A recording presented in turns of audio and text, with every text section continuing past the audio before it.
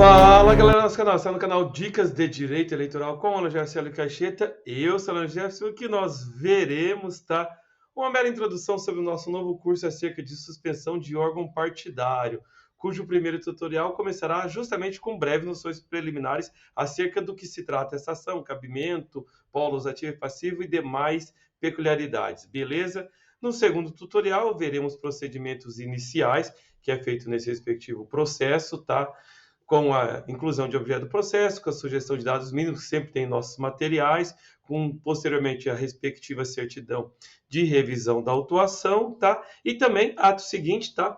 É uma certidão obrigatória para serventia do cartório eleitoral, verificando a legalidade ativa, passiva e julgamento das contas, né? A relação de contas desse órgão partidário que está sofrendo essa ação de suspensão de órgão partidário, beleza? Feito.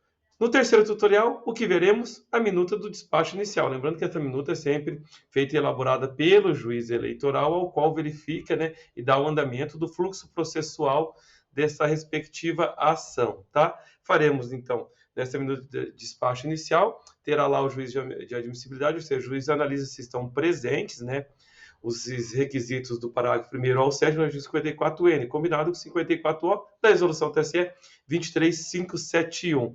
E também, se for o caso, né, ele o fará em deferimento da petição inicial, que está lá no parágrafo 1º do artigo 54G. Perfeito? No quarto tutorial, veremos um caso aqui interessante. Minuta de sentença, sim. Se tratar-se, tá? É uma minuta de sentença para extinção do processo sem resolução de mérito, no caso, de forma específica, se a respectiva ação de suspensão de órgão partidário for ajuizada em favor de partido incorporado. É o que está lá no artigo 3º, inciso 1 da emenda constitucional número 111/2021. Beleza? Excelente, Alan.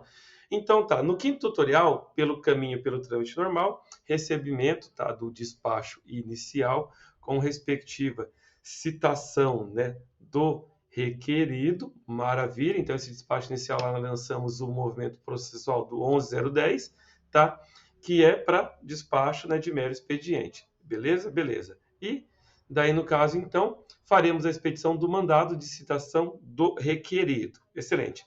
No sexto tutorial, nós voltamos a se tratar aquele caso de uma ação de extinção sem resolução do mérito, a extinção do feito, né, sem resolução do mérito. Faremos a respectiva classificação da sentença com intimação das partes, tá? E esse caso aqui, por que extinção sem resolução do mérito? Porque está presente, né, ou melhor, assim, a ausência do interesse de processual, interesse de agir, né? É o que está lá na disciplina do inciso 6º do artigo 485 do CPC, tá? Então, nesse caso de partido que foi incorporado, é um desses casos para julgamento do processo, né? E pela extinção e sem resolução do mérito. Em diante do que? De ausência das condições da ação. Sétimo tutorial, aí voltando, né, ao fluxo normal, aquele que não vai haver extinção, faremos, né, o registro dessa citação pessoal com respectiva certidão, né, caso seja devidamente citado o órgão partidário, beleza? No oitavo tutorial, e se for frustrada essa citação? Bom, faremos essa certidão, tá, de frustração, né, da respectiva citação, que o respectivo mandado, e veremos outras formas de fazer a respectiva citação, que isso será visto no nono tutorial, citação pessoal do requerido pelo correio, beleza? E também tem referência de outras formas de citação, caso ela não ocorra da forma esperada, maravilha? No décimo tutorial, tá? Aí veremos aí publicação da sentença com intimação do requerente, mas em qual caso, Alain? No caso daquele de extinção sem resolução do mérito, beleza? Então, quando a sentença é de extinção sem resolução do mérito, né, diante da ausência de condições de ação, e trata-se aqui de forma específica de incorporação de partido político, beleza? Aí o 11º tutorial será para ir continuando esse fluxo, certidão de decurso de prazo, com respectiva certidão também de trânsito em julgado e o arquivo definitivo. Aí o 12º tutorial, aí nós voltamos, né, para aquele fluxo ordinário, daquele que há citação, é um caso do processo da segmento, com certidão de decurso de prazo para a defesa, tá? E uma minuta, né, com uma minuta acerca de saneamento do processo, explicando que pode ter casos que o partido, embora citado, ele não apresente a respectiva defesa, beleza? No 13º tutorial, recebendo a decisão de saneamento do processo com sua respectiva classificação, e também, né, a vista para emissão de parecer pelo Ministério Público Eleitoral, que às vezes poderá ser o requerente, e mesmo assim, quando não há defesa tal, ele ainda faz um parecer pela previsão legal.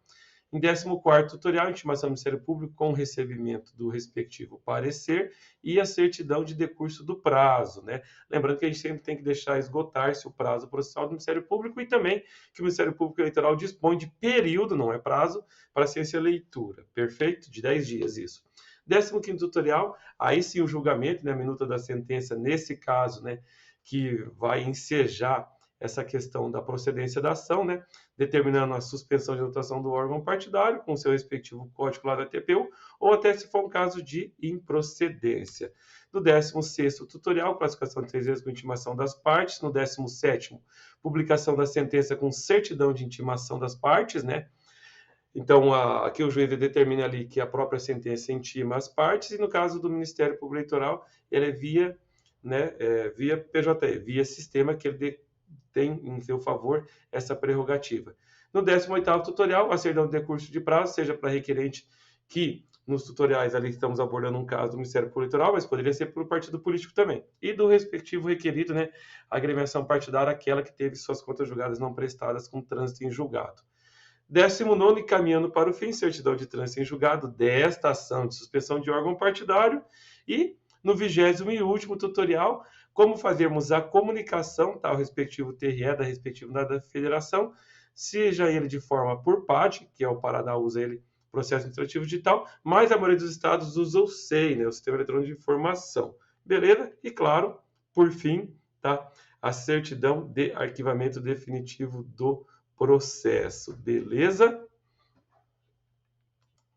E lembrando, né, claro, né, que você está no canal Dicas de Direito Eleitoral com a Alan Jefferson Cancheta, eu sou Alan Jefferson, estamos sempre prontos para ajudar. Um grande abraço, fiquem todos com Deus.